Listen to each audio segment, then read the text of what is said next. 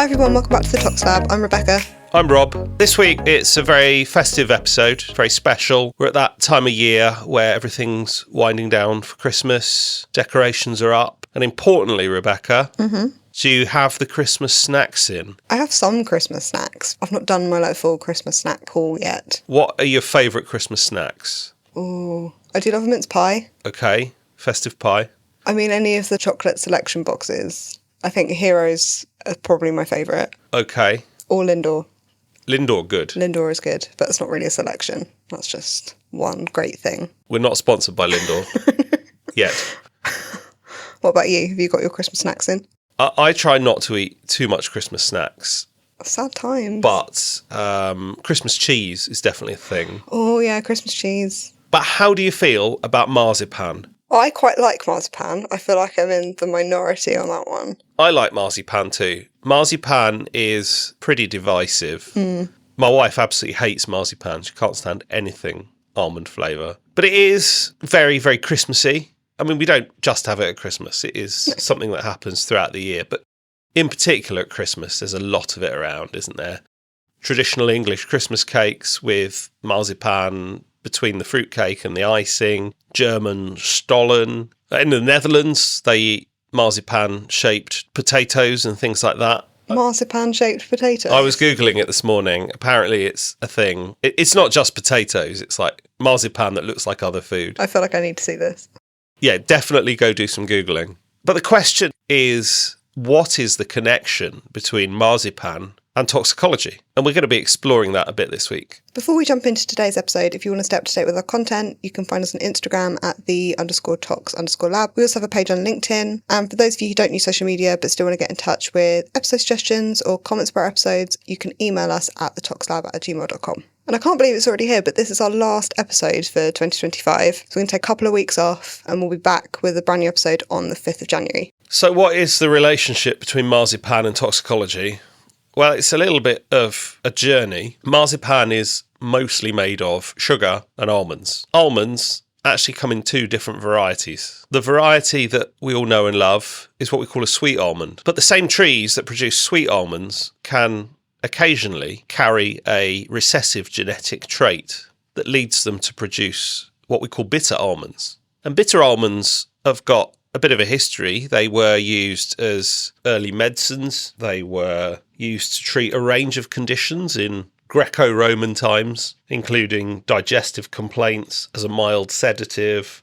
Medical texts used to say, don't exceed X number of kernels, don't give to the young and weak, things like that. And it's because, crucially, bitter almonds contain very high levels of a compound called amygdalin. Amygdalin is what we call a cyanogenic glycoside. And it's essentially a sugar molecule attached to a cyanide molecule. And if you eat bitter almonds, as part of the breakdown, it releases cyanide. And I rabbit-holed really hard on this subject this morning on the bus. What does cyanide smell like? Almonds? Everybody says cyanide smells of almonds. And almonds, clearly, smell of almonds. But the smell of almonds is actually from a compound called benzaldehyde. And benzaldehyde is also released from amygdalin when amygdalin is broken down. Benzaldehyde is really simple. It's a benzene group and then an aldehyde attached. It's probably the simplest of the aromatic aldehydes. And it's got this really distinctive almond flavour. Artificial benzaldehyde is used a lot in baking. Most modern marzipan now contains artificial benzaldehyde because marzipan reasonably is made from sweet almonds, not bitter almonds, for toxicity reasons. And so they then add the almond flavour back to make it taste more like a bitter almond. And it's also in cherry Coke. Interesting. Cherry Coke has a cherry in inverted commas flavour. Drink it now and think of almonds, and it will taste a bit like almonds because it's that same compound. I'm going to have to go and buy some now. So does cyanide smell of almonds, or do almonds smell of cyanide and benzaldehyde? And I couldn't really answer this question. So there are people that have been exposed to cyanide through elemental exposures to cyanide. So potassium cyanide salts added to acid produces hydrogen cyanide. no benzaldehyde in sight, and yet people claim it smells of almonds. Some people can't smell cyanide. This is recognised that there's a genetic trait that says some people can't smell cyanide, but yet they can still smell benzaldehyde. So does cyanide smell of almonds? Or is it just this association that we have made? Or do they both smell of almonds and it's a coincidence? I'm not a smell scientist, but if there are any smell scientists out there that can comment on this, I would really love to hear from you, because I think this is a fascinating intersection between poisons and the senses. And it's not just bitter almonds that actually contain amygdalin. Lots of plants contain amygdalin. And we'll explore this a little bit after our first case. But cherries, apricot pips, apple pips even contain small amounts. Lots of fruit seeds contain amygdalin. And so our first case is going to be looking at bitter almonds and cyanide.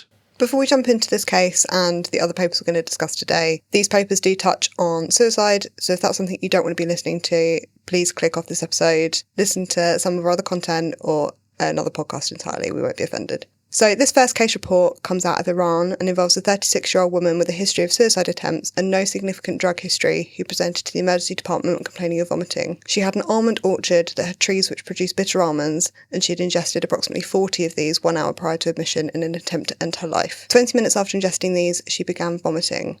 Upon admission to hospital, she was confused with a GCS of 9 and was tachycardic and hypertensive with bilateral dilated pupils. 2 hours after her admission, she became hypotensive, and 4 hours after the admission, she became unconscious. Her blood pressure and heart rate dropped, and she was subsequently intubated and given norepinephrine.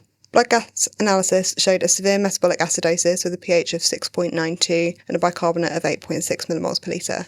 Due to the lack of laboratory facilities, the patient's blood cyanide levels could not be measured, but based on her clinical and other lab observations, along with her confirmed history of ingesting bitter almonds, she was diagnosed with acute cyanide poisoning as a result of ingesting amygdalin-containing food. An ECG was performed which showed sinus tachycardia, and a gastric lavage and activated charcoal were administered to try and reverse the poisoning. The patient also received sodium bicarbonate infusions in an attempt to address the metabolic acidosis that was seen, and the patient was transferred to the referral centre for poisoning due to a lack of antidote at the local hospital. Upon arrival, her GCS had dropped to 6 and she had a blood pressure of 90/60 with a heart rate of 80 beats per minute, and her ECG showed a normal sinus rhythm. She was then admitted to intensive care and was given 300 milligrams of sodium nitrite, which is an antidote for cyanide poisoning. The patient then became hypotensive and was given an infusion of norepinephrine, and sodium bicarbonate infusions continued to be administered to correct the acidosis. And 4 hours after her admission to the specialist hospital, her blood gas results showed that the acidosis had corrected and all her levels were now within the normal range. The following day, the patient had regained consciousness and was successfully extubated, and then she was stepped down to the ward before being transferred to a psychiatric centre for further care. So let's quickly talk about cyanide then. Cyanide is a poison I'm sure many people have heard of. And how does cyanide work? Well, essentially, it stops cells being able to utilise oxygen. So cyanide acts by binding to the heme centre in an enzyme called cytochrome C oxidase, and this is part of complex 4 of the electron transport chain, which is needed for oxidative phosphorylation, which is required to produce ATP. So it's basically how the body produces energy. When this enzyme doesn't work, the cells then can't use oxygen to respire, which then leads to hypoxia and the production of lactate as a result of the switch to anaerobic glycolysis. So clinically, people resemble this hypoxic state, a state without oxygen, except there's plenty of oxygen in their blood. It's just the cells can't use it because that step in the chain is blocked. And this has some clinical effects that we saw in that case. We saw a rise in lactate, which is what you typically see in anaerobic respiration. There's a couple of other signs of cyanide toxicity as well. I'm not sure if they were mentioned in this case. People can appear red. And the reason that this is noticeable is because normally the blood in your veins is deoxygenated, but because the oxygen hasn't been utilised at the tissue level, you end up with oxygenated blood in your veins, and that's why people look redder or pinker than usual. And the other thing I want to look at here then is the source of this cyanide, these cyanogenic glycosides present in bitter almonds. And bitter almonds in particular are very high in amygdalin, much higher than other fruits. Apricot pips do contain a reasonable amount. Bitter almonds contain the equivalent of about 1 to 6 milligrams of hydrogen cyanide per bitter almond. Apricot kernels, lower, but can be similar, up to about 3 milligrams. But crucially, it really varies between different varieties of apricot. So some can be really low, some can be really high. Apple pips also contain amygdalin, contain trace levels. So you'd need to be eating hundreds of apple pips to get serious toxicity. They're often unfairly demonised. Yes, they contain cyanide, but really, really low levels. And in terms of hydrogen cyanide sort of dosing, a fatal dose of hydrogen cyanide can be about 50 to 200 milligrams of hydrogen cyanide. So we're looking at maybe 10 to 20 bitter almonds could potentially be fatal. So let's look more generally then at cyanide and sources of exposure of cyanide. We found a paper looking at poison control data, didn't we? So this paper is from the UK National Poison Information Service, and its aim was to describe the sources of exposure, clinical features, investigations and choice of antidote when cyanide was implicated. So this is a retrospective analysis of the UK Poisons Information Database from the 1st of January 2008 to the 31st of December 2019. And from this data, they identified cases where cyanide or a cyanogenic compound was either a potential causative agent or recorded in the medical history. Encounters were excluded where the history and/or the clinical picture were not consistent with possible cyanide poisoning, or if the request was general rather than related to a specific patient. So over the 12 years, they had 1,421 encounters to work with. 169 of these were excluded because they were unlikely to be related to cyanide exposure or they were duplicate cases. This left 1,252 cases, and in this data, the median age of individuals was 32 years with a male to female ratio of 1.5 to 1. Out of all these exposures, 77% of them were accidental, 35% of exposures were from plants, 32% involved combustion, cyanide salts were implicated in 18% of cases, and cyanogenic compounds were implicated in 11% of cases. 14% of the total cases involved children under the age of 5, and the majority of these exposures were the result of accidental exposure to a cyanogenic plant. So cyanogenic plant was similar to what we were talking about, weren't we? Bitter almonds, but also apricot pips, cherry seeds. This is poison control data, so possibly there were phone calls relating to apple seeds, although unlikely to have been significant. Nonetheless, it's entirely possible poison control were contacted. Inhalation of products of combustion was the most common source of all age groups over 20 years old, and in cases of intentional exposure, which was 8% of cases, the most common source of exposure was cyanide salts. So fire is a big one. When certain things burn, modern plastics, things like that. Cyanide release is a real risk in house fires, and it can often be a complicating factor in somebody who's admitted to hospital after smoke inhalation. It's not just the hot air damage and the smoke to the lungs, but also cyanide can be a significant contributor to the morbidity and mortality. In terms of reported symptoms, 37% of patients reported no symptoms at all. Of those that did, the most common symptoms reported was a headache in 6%, dizziness in 5% and nausea in 5%. Other signs included a lactic acidosis in 13% of cases, which we saw in the first case study we looked at, coma in 8% and a general acidosis in 6%. Hypotension, coma and cardiac arrest were the signs most likely to be associated with the fatal outcome, and 21 patients over this time period did go into cardiac arrest with a survival rate of 52%.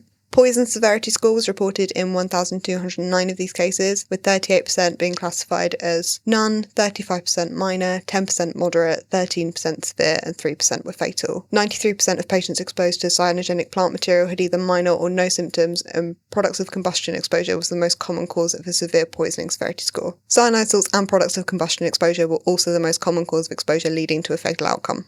Serum lactate was measured in 362 patients within this time period, with the median serum lactate concentration increasing for the different poisoning severity outcomes, ranging from a median of 1 millimoles per litre in those without symptoms to a lactate of 14 millimoles per litre in those with a fatal outcome. And this was quite a nice correlation graph, wasn't it? Showing that the higher your lactate is, the more severely poisoned you are, essentially, and therefore worse outcomes. They also created ROC curves which gave optimal cutoff values for predicting poisoning severity score based on lactate results. So results with a lactate of greater than 2 millimoles per litre had a minor severity score or higher, greater than 5.8 millimoles per litre for a moderate or higher score, greater than 7.5 millimoles per litre for a severe or higher score, and greater than 11 millimoles per litre for a fatal score. But in 243 patients, a carboxyhemoglobin measurement was carried out, and all of these individuals were exposed to products of combustion. 25% of them had a carboxyhemoglobin result of 30% or more, and this indicated severe toxicity and was associated with a fatal outcome. So a massive chunk of the patients who were exposed to cyanide in fires were also exposed to carbon monoxide. Out of this massive data set, only 9 patients had cyanide concentrations measured. 4 results had a cyanide concentration of less than 1 milligrams per litre, indicating mild toxicity. 2 had a cyanide concentration between 1 and 3 milligrams per litre, indicating moderate toxicity. And 3 had severe toxicity and a cyanide concentration of greater than 3 milligrams per litre. This is a big gap, actually, isn't it? There's not readily available, certainly in this country, cyanide measurements, and certainly not to the degree that would let you manage an acutely unwell patient who's just been pulled out of a fire or anything like that. So often the treatment of people from fires is to assume a degree of cyanide exposure and give an antidote. So in 110 cases, which was approximately 9%, antidotes were given. In 50 cases, this was given prior to contact with NPIS, and clinicians were advised by NPIS to give an antidote in 56 cases. In the remaining 4 cases, NPIS advised other tests to be performed, e.g. a lactate, before giving an antidote. 51 cases received hydroxycobalamin, 42 received sodium thiosulfate, 9 received dicobalt EDTA, 7 received sodium nitrite and sodium thiosulfate. And only 1 case had an adverse outcome when an antidote was used, and this occurred in a patient from a house fire who developed hypotension following dicobalt EDTA. So in terms of the types of exposure where antidotes were given, 92 cases involved products of combustion exposure, 10 were cyanide salt ingestions, 6 were cyanogenic plant ingestions, and 1 was a cyanogenic compound exposure. In terms of the severity score where an antidote was administered, 2% had a minor score, 15% moderate, 39% severe, and 53% were fatal cases. So antidotes were much more likely to be used in fire exposures than cyanogenic plant exposures. Yeah. And cyanogenic compound, I'm assuming that's something like acetonitrile, cyanide-containing solvent, something like that. I don't think they say, do they? They do. That is mentioned that that's one potential cause of a cyanogenic compound exposure. Okay. But they don't list them all. So why don't we talk then a bit about how some of the antidotes work? So there were 4 main antidotes that are mentioned in the poison control data. So we'll start with nitrite, which works by producing methemoglobin, which is hemoglobin with iron in its 3+ oxidative state rather than its 2+. And this can then compete with cytochrome C oxidase for the free cyanide and helps mop it up that way. It's also possible to use volatile organic nitrate compounds, so poppers essentially. So compounds like amyl nitrate, and these can be inhaled and again produce that methemoglobin. You've got to be a little bit careful, of course, because methemoglobin cannot carry oxygen, so it in itself can be toxic. So you do need to get a balance between detoxifying the cyanide and also producing too much methemoglobin, which could impair your blood's ability to carry oxygen. One of the other antidotes was hydroxycobalamin, wasn't it? This is a form of vitamin B12. And vitamin B12 can exist in a few different forms. And one of those is cyanocobalamin. It forms a cyano bond. And it can be used again to detoxify cyanide because hydroxycobalamin reacts with the cyanide and forms cyanocobalamin. Sodium thiosulfate was another antidote that we touched on, and this acts as a sulfur donor, which increases the conversion of cyanide to thiocyanate via the enzyme rhodinase, which can then be eliminated via the kidneys. And that's our typical cyanide excretion pathway. Dicobalt EDTA was another one, and this contains cobalt, which can form stable complexes with cyanide to form cobalt cyanides, which can then be renally excreted. But these can be highly toxic, leading to seizures, hypotension, shortness of breath, chest pain, vomiting, and rashes when given, especially in case where cyanide was not involved. So it's not the sort of treatment that you can give unless you're pretty sure that cyanide was involved. So from this poison control data, only 10% of cases had follow-up data, with the mean period to follow-up of 6.7 days, and the range was 1 to 35 days. 61 patients had recovered completely, 40 patients died, and 18 demonstrated ongoing symptoms ranging from generalised weakness to hypoxic brain injury. So in conclusion then, there is a link between marzipan, bitter almonds and cyanide. But probably if you go to the shop and buy some marzipan, you're not going to be exposed to significant amounts of cyanide. So is it possible, therefore, to be poisoned by marzipan? Because it's Christmas, we've got one bonus case for you this week. And we dug in the archives and we have found a marzipan poisoning case. So this is from an article that was published in 1994 about a case that occurred in December 1992. So a 26-year-old female received 12 marzipan balls from an unknown admirer who had sent her an anonymous letter several months prior, and she decided to share these with her 3 friends. They managed to eat no more than one marzipan ball each before throwing them away due to an unpalatable taste. The following day, the 4 friends complained of GI symptoms including abdominal cramps, constipation, diarrhoea and vomiting. 2 of the individuals who had eaten an entire marzipan ball presented to the emergency department 2 days later after the initial ingestion, complaining of pain in their hands and feet that made worse when they were touched, and they were unable to walk due to the extreme pain in their feet. They also went on to develop chest pain, and chest pain was also seen in the 2 other individuals who didn't present to the emergency department. Based on these symptoms, the hospital suggested this might be thallium poisoning, and a blood and urine sample was sent for confirmation. 4 to 8 days after ingestion saw the 2 patients in hospital develop hypertension and tachycardia with T-wave changes on an ECG, and 8 to 15 days after saw hair loss develop in 3 of the patients, a GI bleed in 1, and insomnia was also recorded. They used radiography to look at the marzipan balls to see whether they contained any metal, and there were areas of radio opacity which supported thallium, as this is radio opaque. And I do recommend people go and check out the photo in the article for this. The idea of using an X-ray machine to X-ray some balls of marzipan and see which ones were radio opaque and which ones weren't is really quite something to admire. It was really cool. Atomic absorption spectroscopy was then used to measure the levels of thallium in the marzipan balls, and this showed that they contained approximately 1 gram of thallium each, although the dosing between them was quite variable. And the LD50 for thallium is between 8 and 12 milligrams per kilogram, and so therefore consuming as little as 1 of these could potentially be fatal. 3 days after the ingestion, a spot urine thallium result showed levels of thallium at 10,837 micrograms per litre in one patient and 9,569 micrograms per litre in the other, and these were the 2 individuals that were most severely affected. So let's dive in a little bit quickly then about how thallium is poisonous. So thallium is a heavy metal. It's nestled between mercury and lead on the periodic table. What's interesting about thallium is it's toxic because it mimics potassium in the body.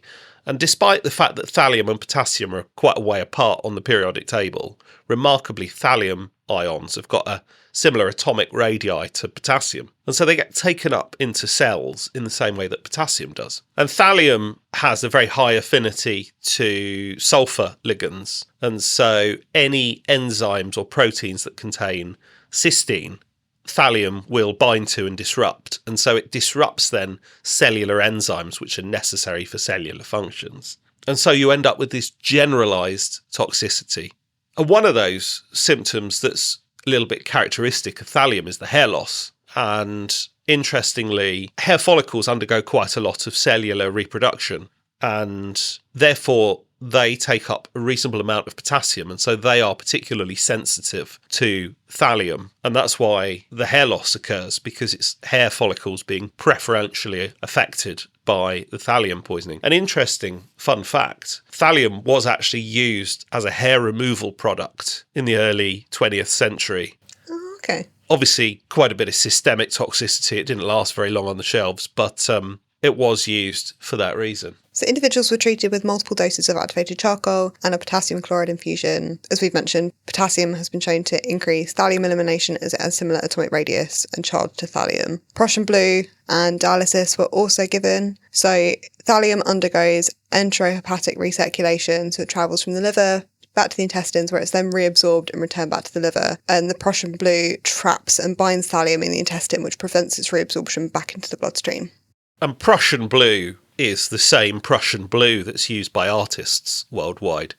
I don't know if you've ever seen it. It's an absolutely beautiful pigment. Are you familiar with the Japanese artist Hokusai? I don't think so. He painted the Great Wave off Kanagawa. Oh, yes, yeah, I know that painting, yeah. Okay, that blue, that is all Prussian blue. He used a lot of Prussian blue. That's an interesting segue. To test for cyanide, there's a test called the Prussian blue test, where cyanide is reacted with iron salts in an acidic solution, and this forms this Prussian blue pigment. So that's a way of detecting cyanide. And this was a really, really interesting case, wasn't it? We found the academic case first, but we were able to find a little bit more context in a local newspaper at the time. And the context for this case is that these people were all students from Europe visiting the US. One of them had already received a letter described as non-threatening from an anonymous suitor. And then, a few months later, an anonymous box of marzipan came through the post. Possibly a little moral of the story here. Don't eat sweets sent to you in the post by anonymous strangers. But I'm not sure. Certainly I can't find any evidence to suggest that they ever found the culprit. I don't think they did. So it is possible to be poisoned by marzipan. Unlikely for that poisoning to be cyanide poisoning, but possibly, although unlikely again, could be thallium poisoning.